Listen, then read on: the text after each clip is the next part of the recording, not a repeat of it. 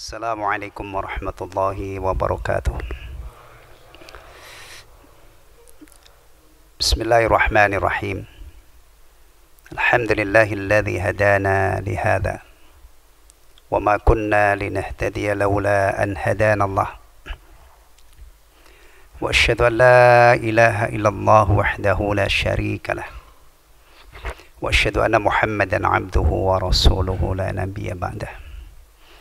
أرسله الله بالحق بشيرا ونذيرا بين يدي الساعة ومن يطع الله ورسوله فقد رشد ومن يعص الله ورسوله فإنه لا يضر إلا نفسه ولا يضر الله تعالى شيئا اللهم فصل وسلم وبارك عليه وعلى آله وأزواجه وذرياته وصحابته wa man tabi'ahum bi ihsanin ila yaumiddin. Amma ba'd. Jamaah sekalian, ikhwatal iman rahimani wa rahimakumullah. Alhamdulillah kita dipertemukan kembali oleh Allah tabaraka wa taala di tempat yang sangat istimewa ini. Insyaallah kita akan memanfaatkan pertemuan ini untuk melanjutkan menelaah Mukhtasar Syu'abil Iman, kitab yang disusun oleh Imam Al-Baihaqi rahimahullah, yang di dalamnya dijabarkan cabang-cabang atau bagian-bagian iman. Alhamdulillah alladzi bi ni'matihi tatimmus shalihat. Perjalanan kita dalam menelaah kitab ini terakhir ya, sudah sampai cabang ke-49. Namun belum selesai waktu itu. Ya, 49 yaitu bab menaati ulil amri. Baik, kita lihat di judul aslinya ya. 49. Baik. Ta'atu ulil amri. Menaati ulil amri. Ini bagi sebagian orang kata ulul amri, atau kalau majrur menjadi ulil amri, itu sudah populer bagi sebagian ya. Tapi bagi sebagian lain mungkin masih bertanya-tanya, apa sih ulil amri itu ya. Baik, ulil amri itu apa kita menerjemahkannya? Biasanya siapa? Pemimpin gitu ya. Tapi nanti kalau kita telaah bab ini, kita dapat tafsir yang lain. Ternyata ulil amri itu bukan hanya pemimpin, tapi ada tafsiran yang lain. Baik, ikhwatal iman rahimani wa rahimakumullah, silakan dibuka halaman 208 ya. Ayat yang dikutip oleh Imam Al-Baihaqi rahimahullah wa jazahullahu khairan anil Islam wal muslimin adalah surah An-Nisa ayat 59. Ya ayyuhalladzina amanu athi'ullaha wa athi'ur rasula wa ulil amri minkum. Wahai orang-orang yang beriman. Orang beriman itu kriteria minimalnya apa? Atau siapa yang dimaksud dengan orang beriman itu? Kira-kira sudah kenal siapa yang disebut orang beriman? Yang paling sederhana adalah begini kaedahnya. Iman dan Islam itu dua hal yang tidak bisa dipisahkan. Kalau disebut mukmin, berarti dia agamanya pasti Muslim. Ya, ini kaidah ini memudahkan kita supaya tidak bingung. Ya, atau sebaliknya kalau disebut Muslim, maka dia juga harus beriman kepada rukun iman yang 6 itu. Ya. Jadi tidak mungkin ada orang di luar Islam dimasukkan ke dalam golongan orang-orang yang beriman. Jadi kalau Allah Subhanahu wa taala yunadi ibadahul mu'minin, memanggil hamba-hambanya yang beriman, maka maksudnya adalah agama yang beragama Islam. Orang di luar Islam gak bakalan masuk. Sampai dia masuk Islam, maka masuk dalam seruan ini. Sebentar lagi insya Allah tiba bulan Ramadan yang penuh berkah. Ya. Di bulan Ramadan itu Allah wajibkan puasa. Dalilnya, ya ayyuhalladzina amanu kutiba alaikumussyam. Begitu kan al-ayah. Wahai orang-orang yang beriman, ya, diwajibkan atas kalian puasa. Kalau seandainya orang beriman itu pokoknya orang umat beragama, yang beriman berarti semua wajib puasa, dan itu tidak kita dapatkan. Nanti kalau kita mempelajari tentang siapa yang wajib puasa itu, syarat wajibnya puasa dijelaskan oleh para ulama, muslim, akil, balik. Berarti sekali lagi, ya ayyuhalladzina amanu, ini seruan Allah dari Allah yang maha pengasih lagi maha penyayang, menyasar hamba-hambanya yang beragama Islam, umat Rasulullah Muhammad sallallahu alaihi wasallam. Tayyib. Di sini yang diperintahkan pertama adalah ati'ullah, taatilah Allah. Wa ati'ur rasul, taati Rasul. Mungkin enggak menaati Allah dan sekaligus menaati Rasul itu terjadi kontradiktif? Kalau kita menaati Rasul itu kita akan maksiat kepada Allah, itu mungkin enggak? Ayo renungkan. Dua hal ini loh, taatlah kepada Allah atau taatilah Allah dan Rasul. Kalau misalnya kita ini benar-benar menaati Rasul, utusan Allah Subhanahu wa taala, Rasulullah Muhammad sallallahu alaihi wasallam, mungkin enggak kita taat kepada Rasulullah itu durhaka kepada Allah? Mungkin enggak? Enggak mungkin lah. Enggak mungkin, ya. Maka kadang-kadang cukup dikatakan taatlah kepada Rasul, itu sudah otomatis include istilahnya di dalamnya taat kepada Allah. Tapi kalau taat kepada selain Allah dan Rasulnya, mungkin enggak taat kepada selain Allah dan Rasulnya itu durhaka kepada Allah? Itu mungkin enggak? Mungkin. Oleh karena itu, taat kepada Allah mutlak, taat kepada Rasulullah mutlak. Tapi taat kepada selain Allah dan Rasulnya, innamat ta'atu fil ma'ruf. Ketaatan itu hanya dalam hal-hal yang ma'ruf, yang baik. Atau ada yang lebih ini lagi, la ta'ata li makhlukin fi maksiatillah. Tidak boleh kita taat kepada makhluk dalam durhaka kepada Allah. Bahkan kadang-kadang itu orang tua, ya. Orang tua kalau ditaati oleh sang anak, oleh si anak, ya, itu bisa durhaka kepada Allah. Bahkan bukan hanya sekedar durhaka, durhaka sedurhaka-durhakanya, melakukan dosa yang paling besar. Kapan? Wa in jahadaka ala an tusyrika bi ma laysa laka bihi ilm fala tuti'huma. Tapi wasahibhuma fid dunya ma'rufa.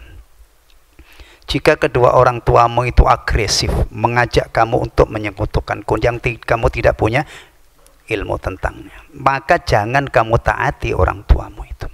Ajakannya untuk menyekutukan Allah jangan ditaati, karena kalau orang tua ngajak menyekutukan Allah ditaati oleh anak, berarti dia maksiat kepada Allah. Allah melarang hamba-hambanya menyekutukannya, apalagi Nabi dan Rasul. Memang itu materi utamanya yang didakwahkan kepada umat manusia, supaya meyakini la ilaha illallah. Jadi di sini tolong perhatikan baik-baik kalau kita bicara masalah ketaatan. Taat kepada Allah itu pertama, mutlak. Tidak mungkin ada dai atau orang bicara kita taat kepada Allah kalau ketaatan kita ini tidak durhaka. Ya enggak mungkin lah. Kepada Allah itu mutlak. Ya, kepada Rasul mutlak, kepada selain Allah dan Rasul istilahnya muqayyad. Innamat ta'atu fil ma'ruf. Jadi wa ulil amri minkum, dan ulil amri di antara kamu, dengan catatan kalau ulil amri itu tidak memerintahkan yang maksiat. Kalau ya. Baik. Ulil amri menurut sebagian ulama adalah pemimpin perang. Menurut sebagian ulama yang lain adalah para ulama, atau mencakup kedua-duanya secara umum. Nah, ini tambahan ya, tambahan maklumat. Ternyata ulil amri yang sering kita artikan pemimpin gitu kan. Nah, itu ternyata ada tafsir yang lain, pemimpin perang. Atau kadang-kadang bukan pemimpin perang tapi ulama. Ya. Taib. Disebutkan dalam hadis Abu Hurairah radhiyallahu an yang diriwayatkan Bukhari dan Muslim bahwasanya Rasulullah sallallahu alaihi wasallam bersabda, "Man ata'ani faqad ata'a Allah." Barang siapa yang menaati aku, maka dia telah menaati Allah. Kenapa? Karena Rasulullah itu utusan Allah. Jadi kalau menaati utusan Allah itu sama dengan menaati yang mengutus. Kalau menaati Rasulullah berarti sama saja menaati yang mengutus Rasulullah sallallahu alaihi wasallam. Wa man asani faqad asallah, dan barang siapa yang durhaka kepadaku, bermaksiat kepadaku, ya, faqad asallah, maka dia telah durhaka kepada Allah. Ya. Dan ini ikhwatal iman, ya. Taat kepada Allah dan Rasulullah. Ya. Ini kita yakini penyebab utama kita selamat dan bahagia. Ya. Dulu itu ada seorang sahabat yang cintanya kepada Rasulullah itu luar biasa. Orang itu kalau mencintai seseorang, benar-benar mencintai, bukan hanya omon-omon istilahnya ya. Omon-omon. Masih relevan nggak kata omon-omon ini? Dulu kan rame di zaman, ya masih lah, maksudnya omon-omon itu kan bukan hanya ngomong doang gitu kan. Ya, orang itu kalau mencintai seseorang, benar-benar cinta, salah satu yang dia khawatirkan adalah berpisah, tidak ketemu lagi dengan orang yang dicintai. Sepakat? Sepakat? Sepakat? Istri antum, istri kita ini kalau benar-benar cinta sama kita, ya, itu pasti yang dikhawatirkan apa? Hilang. Kalau ke Kalimantan nggak balik, misalnya itu. Tapi kalau sudah tidak ada cinta, ya, ditinggal 3 bulan, ya tenang-tenang aja. Itu tidak mungkin ada orang benar-benar mencintai, kemudian pisah 3 bulan, kemudian tenang-tenang aja. Itu kalau ngaku mah bohong. Makanya Umar bin Khattab radhiyallahu anhu ketika merolling para mujahidin, itu beliau bertanya kepada saudaranya, perempuan itu paling tahan maksimal ditinggal suaminya itu berapa? 3 bulan katanya, maka di rolling 3 bulan. Nah, sahabat ini sangat mencintai Rasulullah sallallahu alaihi wasallam. Yang dikhawatirkan adalah satu saat tidak ketemu lagi dengan Nabi. Mengadu kepada Rasulullah sallallahu alaihi wasallam, "Ya Rasulullah, saya sungguh mencintai engkau. Ya. Dan saya kalau kangen saya bisa melihat, menatap wajahmu di majelis engkau." Rasulullah itu ngangenin nih ikhwatal iman. Ya. Rasulullah itu ngangenin. Makanya cintanya sahabat kepada Rasulullah itu luar biasa. Kenapa? Ada sebabnya enggak Rasulullah ngangenin itu? Ada. Tidak ada satupun sifat yang membuat orang itu tidak suka dengan Rasulullah. Maaf ya, kadang-kadang sifat fisik itu ada orang yang tidak suka. Orangnya bau anyir lagi, amis misalnya, atau jorok. Nggak mungkin ada orang mencintai orang yang modelnya seperti ini. Maka ketika kita ke masjid, pastikan ketika kita akan bertemu dengan saudara-saudara kita itu dalam penampilan top, bersih, wangi, santun, ngangenin itu. Ya. Rasulullah sallallahu alaihi wasallam itu fisiknya sempurna, dikombinasi dengan akhlak yang luar biasa. Maka Rasulullah itu sering dipuji, dan pujian ini tidak gulu, tidak proporsional, tidak berlebihan. Ahsanun nasi khalqan wa khuluqa. Makanya kalau kita mau meniru Rasulullah, coba tiru di sisi ini. Ya. Ya kalau hidung atau kulit ya memang begini nadanya, tapi paling tidak nyontoh kebersihannya, nyontoh akhlaknya. Ya. Dan kita sepakat akhlak yang bagus itu bisa menutupi kekurangan fisik kita. Ada orang nggak ganteng-ganteng amat atau gantengnya itu pas-pasan, tapi akhlaknya Masya Allah. Kata Imam Al-Hasan Al-Basri rahimahullah, akhlak itu pertama murah senyum, wajah yang berseri-seri, kemudian gemar menebar kebaikan dan menahan diri dari ganggu orang. Saya kira kalau ada orang gantengnya pas-pasan atau kurang sedikit atau kurang banyak, terserahlah. Tapi itu akhlak ini ada, akhlak yang bagus itu ada. Itu nggak ada orang ngungkit-ngungkit jeleknya. Yang diingat adalah orang ini Masya Allah, akhlaknya bagus. Sepakat ya? Ada orang ganteng banget, gagah banget, tapi bejat akhlaknya. Itu nggak ada orang yang ingat-ingat gantengnya. Atau kalau diingat itu disayangkan, sayang ya orang ini gagah, tapi bejatnya kayak iblis misalnya. Bisa jadi kan? Atau kadang-kadang memang tidak di itu. Bahkan bisa jadi kalau ketemu orang-orang yang tidak sabar, dia dicaci maki dengan nama-nama binatang yang hina. Rasulullah sallallahu alaihi wasallam ahsanun nasi khalqan wa khuluqa. Ada sahabat yang curhat sama beliau, sangat mencintai Rasulullah, khawatir kalau satu saat nanti tidak bisa ketemu lagi dengan Rasulullah sallallahu alaihi wasallam. Kalau Anda wafat ya Rasulullah, Anda bersama para nabi, dan saat itu saya khawatir tidak lagi bisa bertemu dengan Anda. Allahu Akbar. Rasulullah diam, dijawab oleh Allah Subhanahu wa taala. Surah An-Nisa 69 ya. Wa may yuti'illaha war rasul fa ulaika ma'al ladzina an'ama Allahu 'alaihim minan nabiyyin was-siddiqin wasyuhada was-salihin wa hasuna ulaika rafiqa. Barang siapa yang menaati Allah dan Rasul, ini kesempatan menaati Allah dan Rasul ya di dunia ini ya, maka kelak jazanya dia akan bersama orang-orang yang Allah beri nikmat. Siapa? Ini juga hari ini kalau orang Islam itu ditanya, menurut kamu orang yang mendapatkan nikmat istimewa itu siapa? Setiap hari kita mengulang-ulang surah Al-Fatihah, di mana di situ disebutkan alladzina siratal ladzina an'amta 'alaihim. Siapa sih mereka itu? Nah, ulama itu ketika menjelaskan orang-orang yang mendapatkan nikmat yang ada di dalam surah Al-Fatihah itu biasanya dikaitkan dengan ayat ini. Jadi siratal ladzina an'amta 'alaihim minan nabiyyin was-siddiqin wasyuhada was-salihin. Itu kalau dalam istilah tafsir itu tafsirul ayah bil ayah. Ya Allah, orang Islam itu sehebat itu. Ya. Kita runut lagi ya. Allah Subhanahu wa taala berfirman.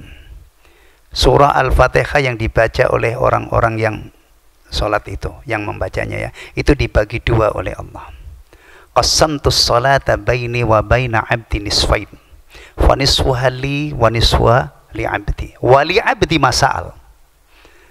Nah, salat itu aku bagi dua. Sebagiannya untukku, separuhnya untukku, dan separuhnya untuk hambaku. Dan untuk hambaku apa yang dia minta. Allahu Akbar. Jadi ada jaminan dari Allah diijabah doa yang ada di dalam surah ini.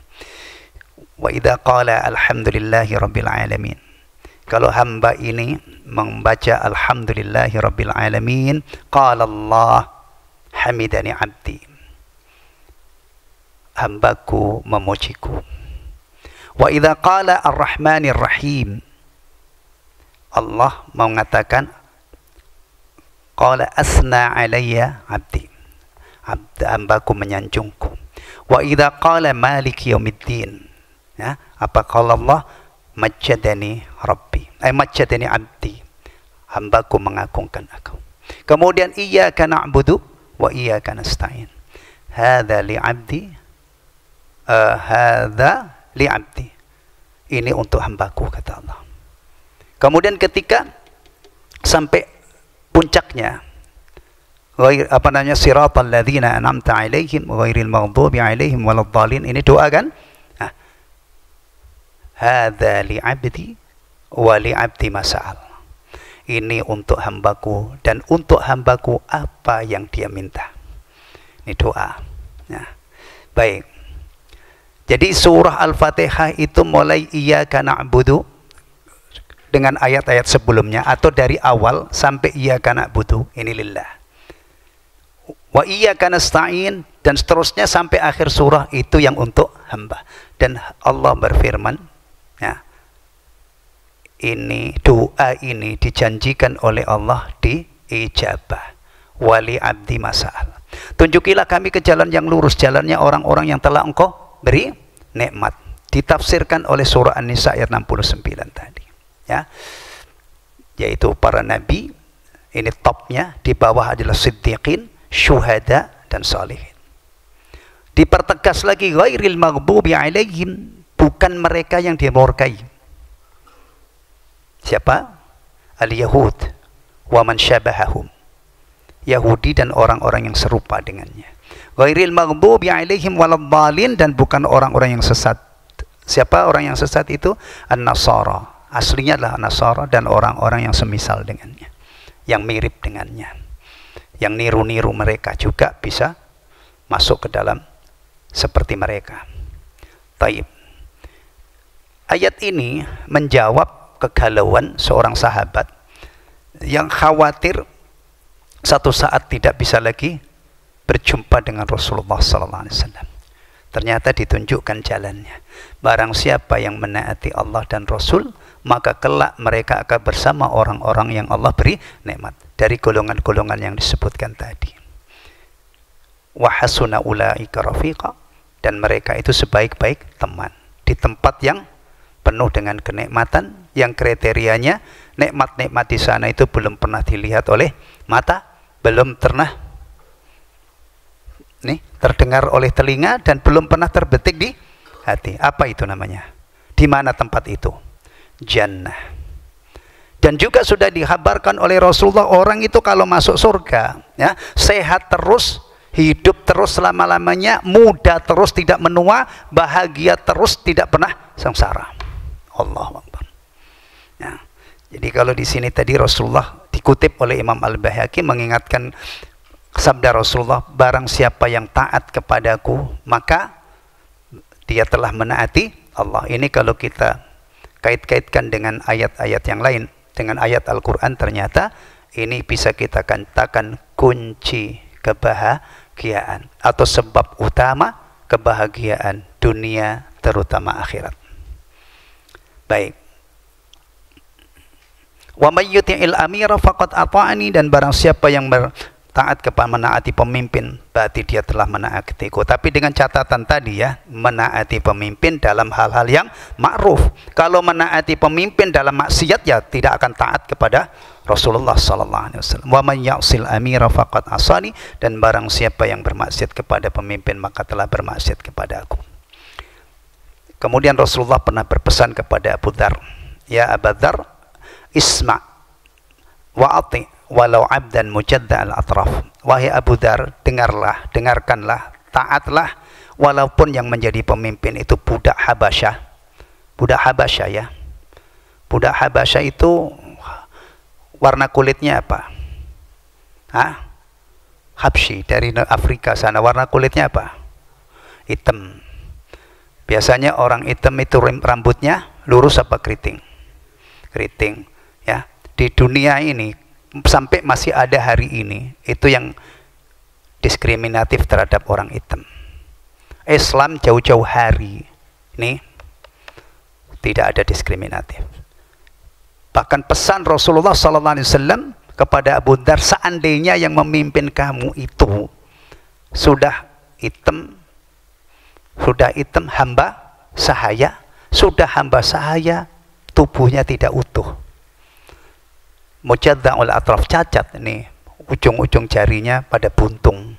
Rasulullah tetap perintahkan. Ini menunjukkan pentingnya menaati pemimpin, karena dengan taat kepada pemimpin itu kondisi suatu negara stabil. Ternyata nikmat aman itu, ikhwatal iman, ini nikmat yang menjadikan kehidupan ini bisa tegak. Tidak mungkin ada negara seperkasa apapun kemudian kacau balau tidak aman bisa normal, nggak mungkin, nggak mungkin. Ya, ini kalau kita bicara skala negara ya. Taat kepada pemimpin itu buahnya adalah di suatu negeri itu akan terjadi apa? Kedamaian, stabilitas. Nah, ya. Allah Subhanahu wa taala ketika menyebutkan nikmat kepada Quraisy, ya, kepada Quraisy, itu yang disebut oleh Allah cuma dua.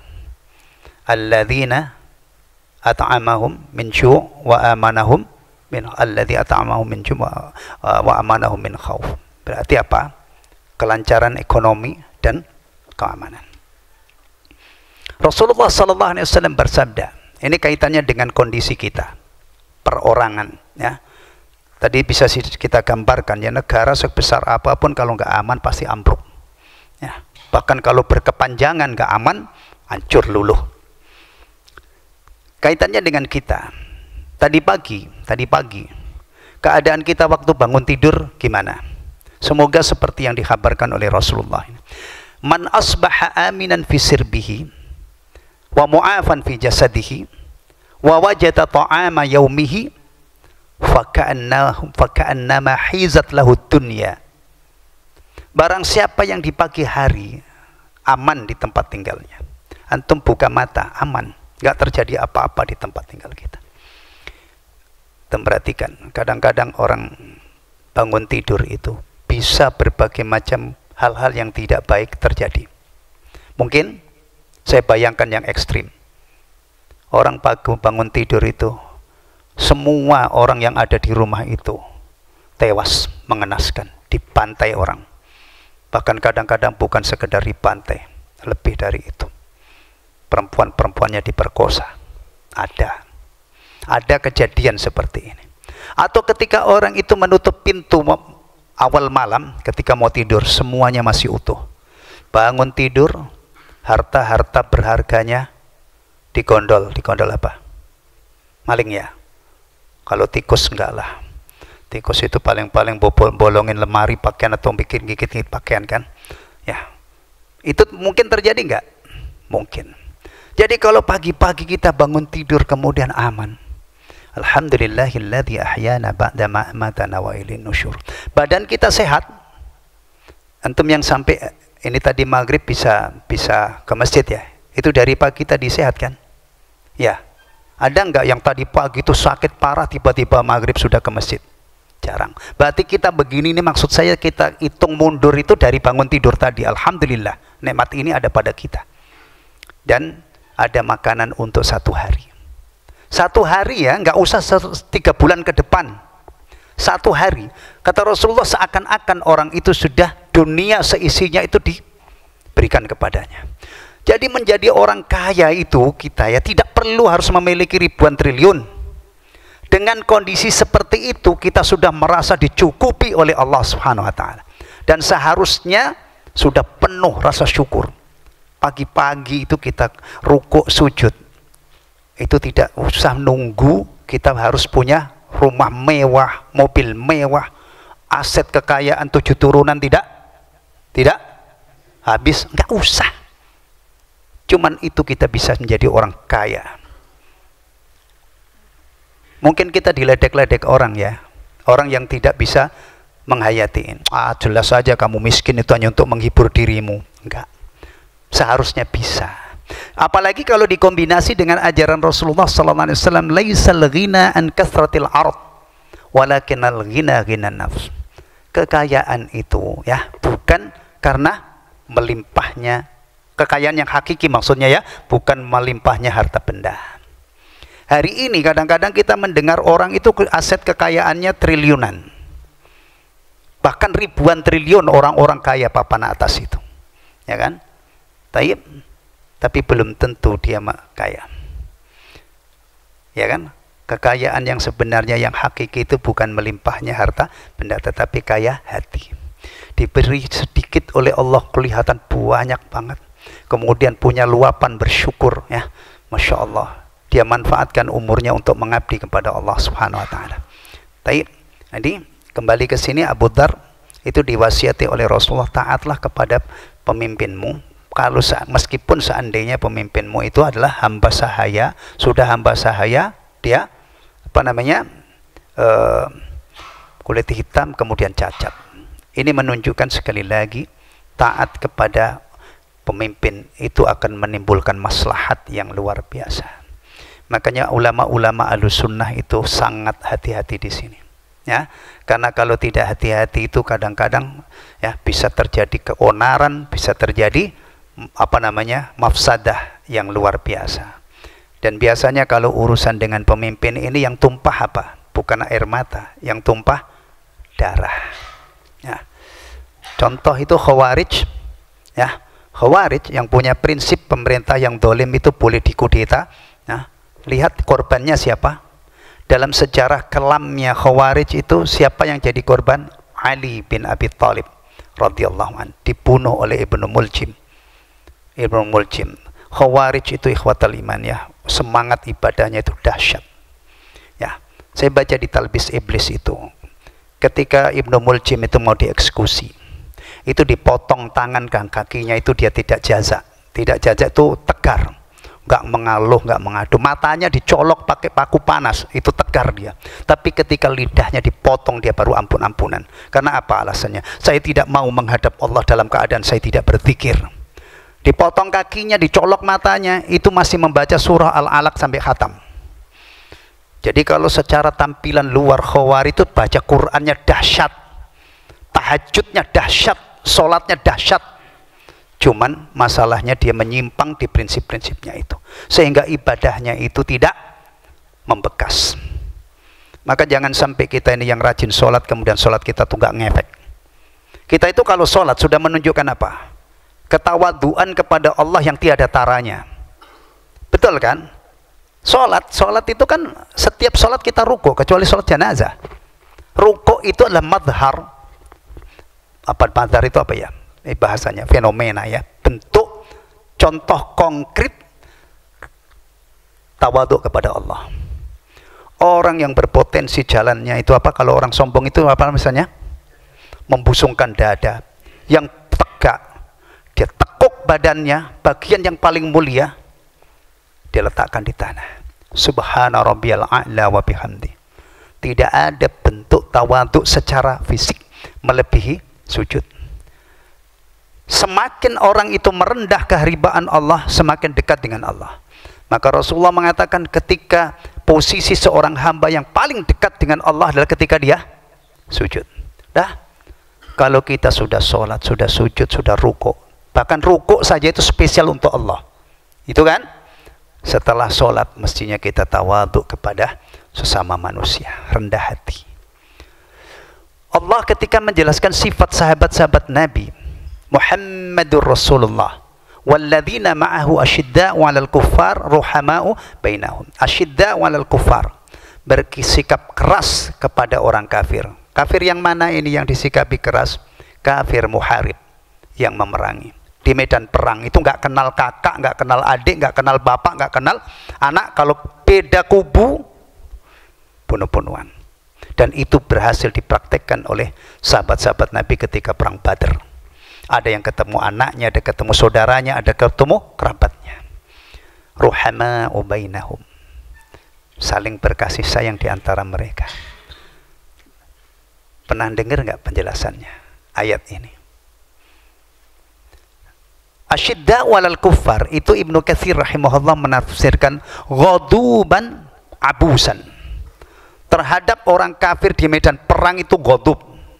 Ghadub itu berasal dari ghadab. Ghadub itu amat marah banget lah gitu. Abus, mukanya sangar, masam. Gak mungkin musuh di medan perang itu assalamualaikum kaifahaluk, ke salam gak boleh ya. Kaifahaluk, senyum-senyum ya ditebas kita. Enggak itu. Ghadub, abus. Nah, yang ruhama itu prakteknya gimana? Ini menjadi cermin bagi kita semua. Ruhama itu cermin apa prakteknya bagaimana? Dhahukan basyushan. Dhahuk itu kalau kita urai dari sisi bahasa itu ini namanya banyak tertawa. Tetapi tertawanya orang Islam itu kalau meniru Nabi bukan tertawa lepas, terbahak-bahak sampai mulutnya dibuka, full, bukan. Nabi SAW itu paling sering beliau lakukan adalah senyum. Murah senyum banget. Dhahuk bashush, wajahnya cerah ceria. Itu penjelasan Ibnu Katsir tentang asyidda'u 'alal kuffar ruhama'u bainahum. Kemudian dilanjutkan lagi ada sifat simahum fi wujuhihim min atharis sujud. Ya. Di wajah mereka itu ada tanda bekas sujud. Ibnu Muljim yang membunuh Ali bin Abi Thalib itu disebutkan jidatnya itu belang. Saking banyaknya sujud. Atharus sujud itu bukan belang. Apalagi kalau disengaja orang sujud, saya sujud supaya belang. Meleset dari ayat ini. Saya baca, tidak saya temukan satupun ulama yang menjelaskan bahwa yang dimaksud atharus sujud itu belang. Jadi kalau ada orang sujud sengaja dibikin belang, sujudnya orang-orang soleh itu tidak mungkin sengaja dibikin belang. Ya, asarus sujud, ulama-ulama Ahlussunnah itu ya kan banyak yang belang jidatnya kan, keningnya itu karena banyaknya sujud dan karena lamanya dia sujud. Kalau orang itu 1000 kali sujud tapi nggak tumakninah, Allahu Akbar, Allahu Akbar, Allahu Akbar, nggak bakalan ada benih. Tapi kalau yang minimal itu 3 tasbihat, subhana rabbiyal a'la, subhana rabbiyal a'la, 10 tahun dia istiqamah sujud, insya Allah dah belangnya. Dan hati-hati jangan kita simpulkan setiap ada orang yang jidatnya belang itu adalah khawarij. Oh nanti dulu, khawarij itu bukan berarti jidatnya belang saja, tapi dia punya akidah-akidah yang yang radikal. Baik. Salah satu tafsirnya tanda sujud itu ternyata adalah tawadhu. Nah, klop banget kan, kita itu dilarang sombong kepada Allah, dilarang sombong kepada sesama manusia. Sebaliknya kita diperintah untuk tawadhu kepada Allah, tawadhu kepada sesama manusia. Maka ketika kita sudah tawadhu kepada Allah melalui sujud, kita keluar dari masjid menjadi orang yang tawadhu kepada sesama manusia. Tawadhu itu dipraktekkan dengan apa? Memuliakan orang-orang yang ketemu dengan kita. Dalam posisi kita memberi salam, kemudian kita mau mengucapkan salam, siapapun yang kita salami, meskipun itu adalah bocah. Ya. Rasulullah SAW itu kalau melewati anak-anak kecil, beliau salami. Kemudian Anas bin Malik radhiyallahu anhu menyaksikan itu. Akhirnya juga ditiru oleh Anas bin Malik radhiyallahu anhu. Dan alhamdulillah saya sudah membacain hadis ini di Adabul Mufrad. Maka saya berusaha untuk mengamalkan anaknya ini. Tantangan bagi saya. Bisa nggak saya yang sudah membacakan di beberapa masjid itu tentang Adabul Mufrad, saya bisa meniru Anas, bisa meniru Rasulullah SAW. Dan ini mestinya bukan hanya untuk ustadz, ini mestinya adalah untuk setiap muslim. Anak-anak kecil, anak kita atau anak orang lain itu tolong kita perhatikan. Salah satunya melalui jalur salam. Tapi kadang-kadang boro-boro sama anak kecil, sama mbahnya anak kecil aja ketemu, kadang-kadang kita tidak nyalami, padahal kita dalam posisi memberi salam. Jangan meremehkan hal-hal seperti ini. Sombong kepada manusia itu kadang-kadang bentuknya itu sederhana banget, kecil banget. Orang ketemu orang enggak nguwong ke uang ya, bahasanya Pak Amir itu, tanya Pak Amir tafsirnya apa nguwongi uang, nanti habis sholat tanya kepada beliau, tahu. Ya. Itu sudah termasuk bentuk daripada sombongan. Termasuk juga sayang sama anak. Itu ekspresinya apa? Ekspresinya apa? Sayang sama anak cucu, sayang sama anak yang kecil-kecil tuh ekspresinya apa? Nyium. Rasulullah SAW menyium Hasan radhiyallahu an. Di situ ada Al-Aqra bin Habis. Aqra bin Habis ini orang Badui. Dia mengatakan, ya Rasulullah, inna li asyratan minal walad ma qabbalahum ahadan minhum. Ma qabbaltuhum ahadan minhum. Ya Rasulullah, saya punya anak 10. nggak ada satupun yang saya cium. Nah, ada nggak kita yang seperti Aqra? Seharusnya tidak ada. Ya, kira-kira kalau misalnya hari ini ada orang ngaku kepada kita seperti itu, kira-kira apa komen kita?